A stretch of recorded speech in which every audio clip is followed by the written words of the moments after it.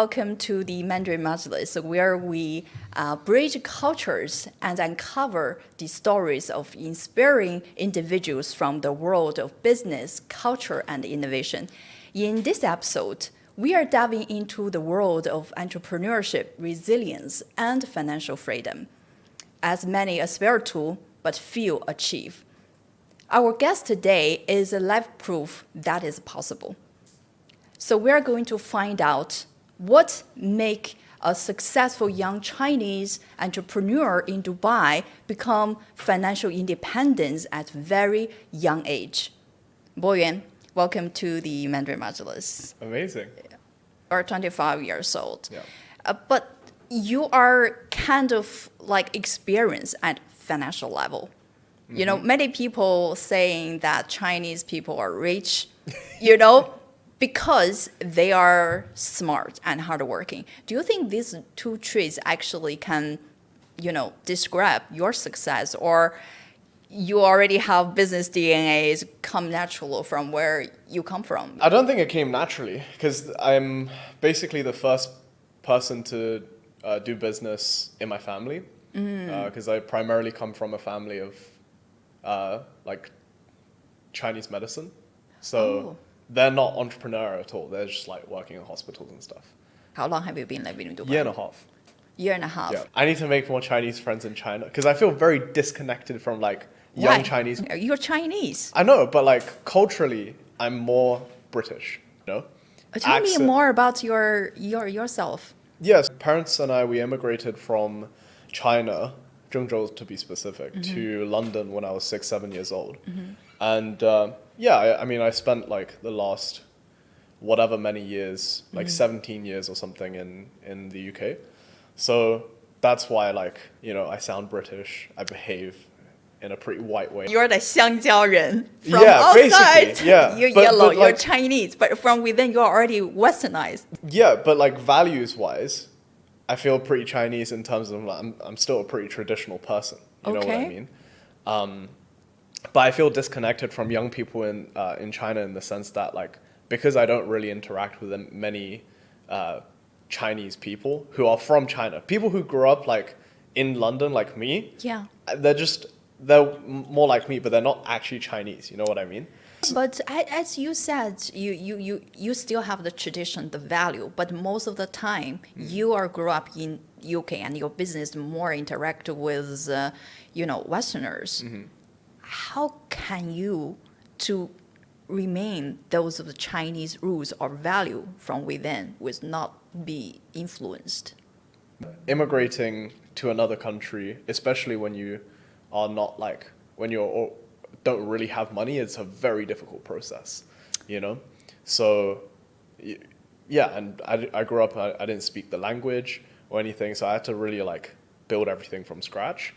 And when I say traditional values, I just mean stuff around hard work and that kind of stuff. But if you ask me what's, I don't know, trending in China, I have no idea.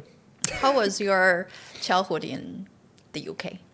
I would actually, I have really great parents, so they're amazing people. They always loved me, whatever, just what parents are supposed to do, So I would say actually I had a really happy childhood. Didn't have much in terms of experiences or material stuff. I traveled for the first time when I was 20, when I first started making money. So yeah, I would say I missed out on a lot of experiences, nice things, etc. But I had a pretty happy childhood because when you don't have those things, but because you're a kid, you don't even realize they're out there, So you're always just pretty happy. Kind of saying that from your childhood, you kind of lack of financial parts. Yeah, we were pretty poor, to be honest. Yeah. Well, that's really push you to be now as financial freedom. Financial freedom is one of these things that I feel people say is this desirable thing. But actually, when you start actually making a lot of money, the goalpost moves. So even though objectively, yes, I am free, right? You're a millionaire now. I am, but I want 100 million. So I don't feel very free. So people always want more. Well, no, actually, my goal was always 100 million. I don't really want to be a billionaire. Okay. Because then you're on like federal watch lists and all of this crap, and I don't think I would want the headache. But also, I think like to get to a billion, there maybe is a component of luck. Maybe there's also it's just very ruthless, like in order to get there. But I think 100 million is like pretty doable. I don't think it's. I think if you just dedicate, I don't know, 30, 40 years of your life, it's basically like guaranteed. You know. So how did you become millionaire from very poor? What's that transaction point? So I'm like, I have an email marketing agency, right? Which I started 5 years ago. And now I can genuinely say, like, I'm one of the best email marketers in the world in relation to like e-commerce. So direct to consumer, email marketing. One of the best, hands down, right? And it's just, I dedicated 5 years of my life to it, built a really big team now. Well, big is relative, right? It's like, I have 25 full-time employees, which is not a huge team, but it's not like a tiny team either. So yeah, like it was a struggle obviously in the first 2 years as any business, you know. I was always very fortunate to be always cash flow positive, but that's also because I was quite risk adverse, I would say. I didn't take too many risks in the first 2 years, which looking back, I don't really regret, but like I could have definitely made way bigger moves back then. And then, yeah, it took me 2 years to get like really, really great at email marketing. And then over time, I refined my skills even more. But also, actually, the thing that like really made me a lot of money was just learning how to build teams and scale an actual company as opposed to basically running emails myself. How did you identify those opportunities to really make this business work? Sure. So, okay. So I'll tell you, like, for example, how I got into email marketing, right? Yeah. I was doing Facebook ads agency 5 years ago. And I got that in the first year from $0 to like $30K a month in like 10 months. Freelance. Basically, yeah. I was making like 25K profit in a month in that first year. But then it went down to 6K. And I was like, I was gutted, bro. Like, it was a very stressful period. Yeah. But that was when I realized, like, actually that service didn't really add that much value. But then the clients that I was doing emails for, it was everything I was controlling. So I was controlling I was able to control the whole process around getting results. Whereas on the ad side of things, it relied on them having good websites, product market fit, bunch of shit that I just couldn't control, you know? So that's why I leaned into emails. But like, how I got into ads was I dropped out of uni because I realized like if I just carry on going to uni, I'm going to graduate, get like a job that pays me like 50, 60K a year. And I thought I was like, shit. When did you realize that? So, And yeah. you dropped out of the school? Because this actually is really not, I would say, I can imagine this is not a very easy choice. You know, especially coming from Chinese background, because in China, where education is highly valued, in Chinese culture, parents are, you know, they believe that education is the key or the only way to change one's life. You know what the key to it is? So Yeah. I dropped out and then I told my parents. So I submitted the form and then next day, or maybe right after, I called them. Where those confidence come from? Well, I was just stressed. Like I was going to, so first year of uni, right? I was, I went to maybe 10% of lectures, 20%. Just didn't really study, just partied. And I still got like the top grade. I got like 86% average or 87%. So not because you didn't do not well. My second year, I was like, well, this is so because you could just do the maths, right? You spend 3 years of your life, maybe 4, maybe 5, to get a piece of paper that everybody has. Yeah. What's wrong with you? Like, not what's wrong with you, but as in like, do you not see how this is a depreciating asset because every year they print more of these papers, you know? So when you go out into the workplace, nowadays especially, if you want to work for a large corporation, sure, they want you to go through uni and that kind of stuff. But if you want to find a job with a small to medium sized businesses, they don't really give a shit if you have a degree. They care if you have the experience, if you've used the tech stack that they're going to work with. You know, they care if you've driven results for similar competitor businesses. You know, so meaningless. Actually, I was surprised that you realized this as when you're in the uni. You know, because many people actually who already in the workplace, many people they're doing something is not what they learned, the major in the university. Literally. Why we still purchase those paper? Well, it's not even that. It's like you do the maths. It's a shit deal anyways. Because you go to uni, it's going to be 3 years of your life, right? If you just start working, that's maybe $100,000 in total salary that you would have made in those 3 years. Yeah. But instead, you spend $50K on this piece of paper and 3 years of your life. So $100K in opportunity cost minimum, you know, and $50K in debt because I was in debt. So it's like, once you do that maths, you realize like, oh shit, this is a terrible deal because by the time you're 30, you might be able to afford a mortgage, let's say, right? But one mortgage ties you down for like 20, 30 years. It's just, it doesn't make sense in this day and age to do it, in my opinion. Any decision has a risk. Yeah, you have your goal, but you have to calculate, okay, you drop out of school, maybe your dream or your idea, the plan has not really as it's planned it. And you don't have degree. I'll give you a very logical way that I thought about it in order for me to drop out. Okay. Would you agree that every employer, except maybe like top banks and like Google and that kind of stuff, they don't really care about your degree, right?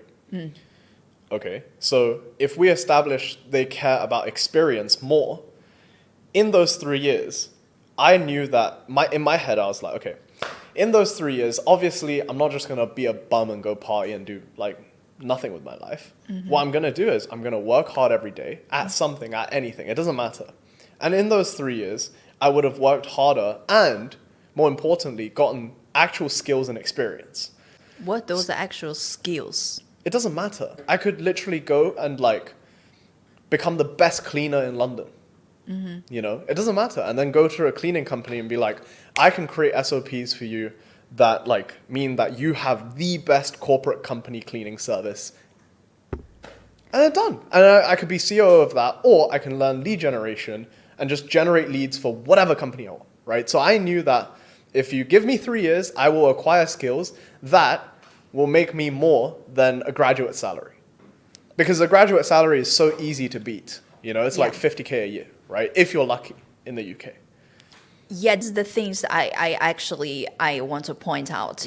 You have a goal and you sacrifice like to, you know, your degrees, but you have to know what skills you need to develop within those years. You're not like, okay, this is the math I'm doing. I know this is correct. And you drop out of the school and this is my goal. You have to work hard toward that goal and what skills needed to reach that goal. So this is the strategy steps. So most people, they see it as a sacrifice. Like I sacrificed my degree.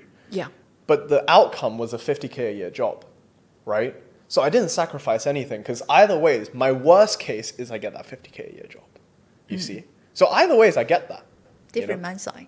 Yeah. Right. I think the reason why China and just like Asia in general, like on the east side of the world, people start so late in life is because like the education system is really, it's not designed for you to like think like this because they're teaching you like equations and like high level maths, but they don't teach you to actually think, okay, what do you think 20 years in the future looks like for your life? Yeah, they didn't really use that math. That's a high calculation applied for the real life. Exactly, yeah. So, but also I've been learning a lot about the education system lately because I like history as well. So the modern day education system is actually based on the Prussian system. So the Prussian system existed in Prussia, and that was brought over to the US. And basically how schooling changed during the 1800s was that it used to be kind of like learning about philosophy back in like Greek and Roman times, and learning about politics, logic, reasoning, and that kind of stuff. And the Romans added like a physical element to it, like physical fitness. It went from that to creating an obedient society that, because of the Industrial Revolution, right? They needed more factory workers, and also factory workers needed to work during the day, so they need to put their kids somewhere, right? So that was why the Prussian system was invented. And that was actually spread all over the world, and it's like the foundations of what is like the modern day systems. So how the US innovated on it was they introduced some like freedom of thinking and that kind of stuff, whereas in like Russia and China, because there was the communist parties, they really wanted a workforce to go through the Industrial Revolution with them, right? Which is necessary. You need to create people who, you know, show up to work every day, work incredibly hard, and they just don't think too much, you know? So as a result, now I think the problem is kind of self-evident, which is like people don't really think too far ahead, you know? Because like in China, there's like Tangping, right? There's like... That's my goal of Tangping, without doing anything, but I can do whatever I want. Or like financial freedom. And the problem I see with most people is you will never be successful if your goal is to work less. Does that make sense? To be honest, Chinese people, I feel like hardworking is kind of our DNA. Yes. You know, because we have a big population. If you do not work hard, you will You're cooked. out of the market. You're finished. You know, like really, when I was doing my master in the university, every time my teacher said, okay, don't worry, you're doing good. But I still, every day I work. Yes. So that's the thing, right? In China, everyone works hard. Okay. Yes. But everyone wants to work less. But when they work less, they want to work anyway. They feel bored. Yeah. Right? We need to be balanced. You know, in China, we say 卷. 对对，非常卷. Like It's even the competitive. foreigners now, no matter where they are working in Chinese company, in China or in the UAE, like 老外, the foreigners say, 哇，中国人太卷了. They couldn't really fit in those Chinese hardworking culture. Yeah.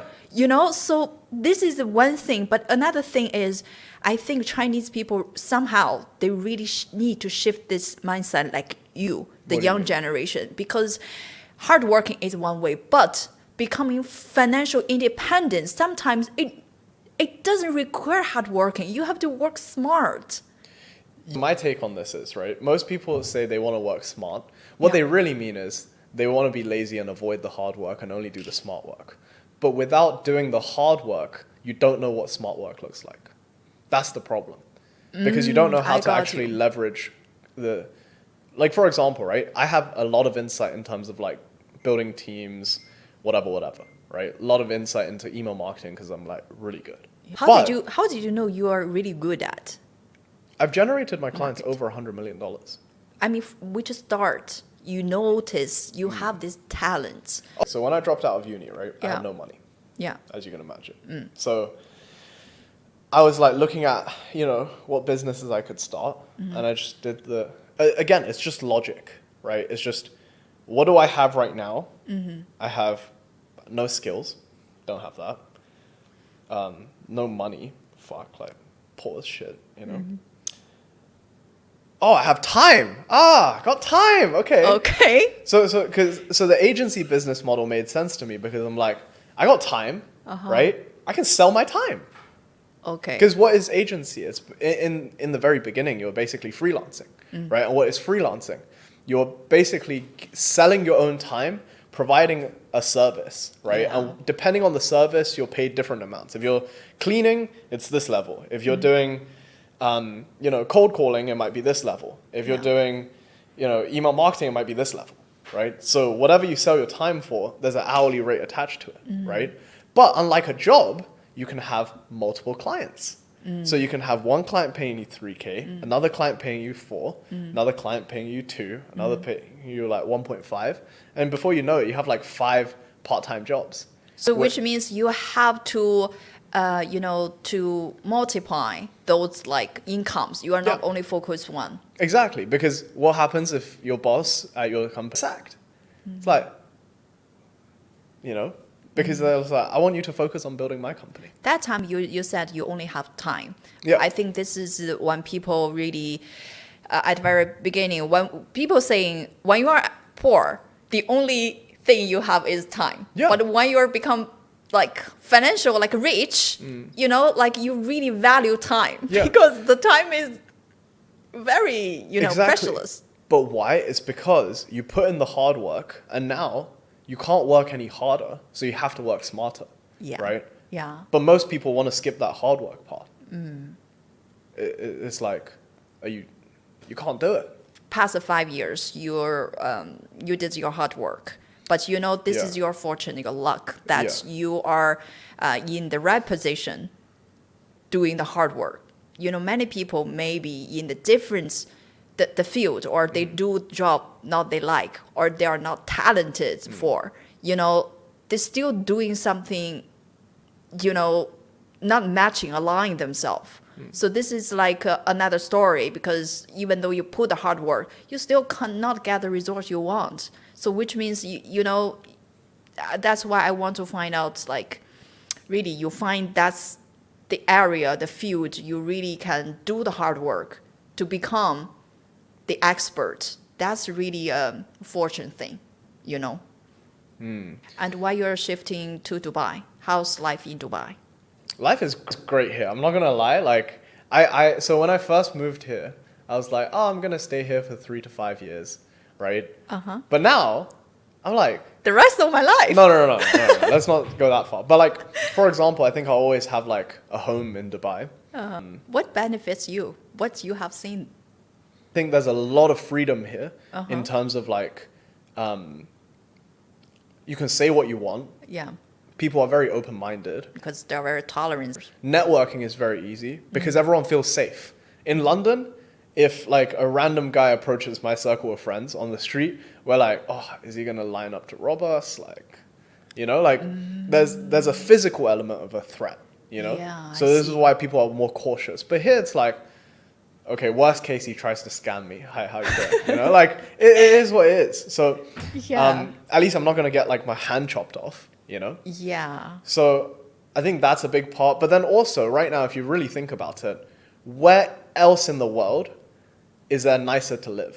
Or tell me one thing you love about Dubai. People. I have some amazing Emirati friends. They're very hospitable. It's like, that's one thing I love about the East.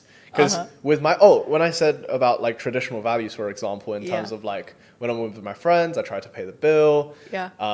Or like getting people presents, thinking, just like accommodating for other people, You found the similarities when Yeah. you make Emirati friends, Yes. right? Generosity, right? But also, I feel like even with the Europeans coming here, when they're in the East, it's like when in Rome, do what Romans do, right? They're Yeah. more generous as well here. Oh. So Chinese people always fight for paying the bill. Yeah, It's yeah. not like we split it's the bill. fun. It's a competition, Let's see who wins. Yeah, so like Emiratis, right? They always pay Yeah. like this. I think the people is fantastic. Yeah. I really like the government here. Like, for example, I needed to change my UK license to a Dubai license. 800 dirhams cash, same day, 2 hours, boom, I got it. Yeah, In very UK, speed up. 2 weeks, bunch of paperwork. They're like looking at your license. They're like, what does this say? Get a translated document. It's long. Everything's quick. Because this one have really, thanks to the, multinationalities here, because they have to fit in each person's needs. They can't really slow down, and there's a lot of people coming in the UAE. They're living here, and also they have to target. They have to know different person's cultures, so that's why they try to meet the needs from everyone. So do you think this one could be easier, make easier life for everyone? Because the UK is still like British dominated. It's not like in the Yeah. UAE, their local people is just a small Yeah. percentage. Most or all the expats. Do you That's- think that's maybe a really- because of this, make this environment very friendly to everyone? I mean, that's a really good observation. I never really thought about it. Yeah, 100%. Yeah, Rati themselves, they say when we travel around the world, we just feel like, oh my God, my country is so comfortable. Yeah. They make people really comfortable. I do not want to go anywhere. For me, personally, I go back to China maybe 1 month, 2 months. I kind of miss UAE. I want to come back. Yeah, me too. Because it's like, oh, my clothes aren't getting ironed anymore. You know what I mean? Like, who's going to do my ironing? And then it's like, or just like deliveries. You know, you have so many restaurants to choose from. You want to go to the desert, go desert. You want to go beach, go beach. You want to go do this, do this. All of the nice restaurants are here. Hospitality is great. Look at those malls, whatever you want Yeah. to shop. Yeah, They're literally. open, And then right? They're very clean. the toilets here. Oh, Yeah, no. the toilets. The toilets here are nice. Always have toilet paper. Yeah. In China, oh, Where we come from? Where come from? you're like squatting down, you know, like it's, no, you might catch a disease. Hell no. No, don't like it. But then, yeah, there's like so many aspects. Like, driving, the roads here are very wide. In Europe, it's much prettier to drive. But, you know, if you're driving a sports car, there's a pothole, you might, you know, get messed up. And then, what else do I like? There's a lot of things. Tax, 100%. I live here for free. Do you think tax is the most important reason you moved from UK to here? No. So actually, I made it a very big point to not move somewhere just for tax. Because I was speaking with one of my friends about this, and it's like, look, if you're going to make money just to avoid tax, to keep more, like, why do you make money in the first place? Freedom, the ability to live anywhere the fuck you want, do anything you want. And now you're telling me, okay, just to save 30% of tax, you're gonna, or like 50% of tax, you are gonna live in a place that you don't want to live. It's stupid, right? So I made sure, I came here 3 times before. Once to check it out, once for Formula One, and then once to stay here for a month before I moved. It was great. Lifestyle here is fantastic. My only complaints are basically the lack of nature and also the poor air quality. Air quality is huge. Not very good. Yeah. Here. Yeah. But we have to admit that nothing is perfect, you know. Exactly. Yeah. It's a compromise. Yeah. So if this is small disadvantage you can accept, then there's no problem. For sure. Right? Yeah. For other young Chinese entrepreneur who are considering move to Dubai or move to the UAE, do you have any words to them? Yeah, do it. Why not? Because, that's another thing to think about. It's like, if you're scared to do something, think about why you shouldn't do it. Oh, you're going to come here, your life's going to be hard. Of course it's going to be hard. It's supposed to be hard the first 2 years. Like, you know? But I think, you know, many people, when they talk about Dubai, they say Dubai is make people dream come true. Yeah. And really, I see lots of, you know, the real, you know, examples. They come here with nothing. And now they have seen everything. They are satisfied the life here, you know. Sometimes when you're choosing the environment, the people surrounding you, they give you the positive feedback or negative things, or the place, because Dubai actually, they always give people that encouragement. Do whatever you want. If you have a dream, make it happen, like Burj Khalifa, like Palm, right? So for example, it's like, what do you hear when you say, I want to start a business? Normal people say, that's risky. Yeah. You might not succeed. 80% of businesses fail. Yeah. What's new you're planning? This year I wanna 3x the business. No, 2x, double the business again. Start another business or 2. Which area? Same area? Or you're going to explore a different area? It's all email related. The agency is killing it. If I can double that, I'll be very happy. But I would love to start like a consulting business. I would love to. I already have a SaaS product being built. Okay. Yeah. I think that's pretty much the today's episode. But hopefully we are going to explore more, doing more maybe episode to discuss different, you know, explorations when you're living in Dubai, to give more people, no matter people who are located in China who want to come here to invest, or e-commerce where you are very specializing, and we can extend the conversations in the future. Thank you absolutely. so much Absolutely. for the show. Thank you for having me, Joanna. Thank you.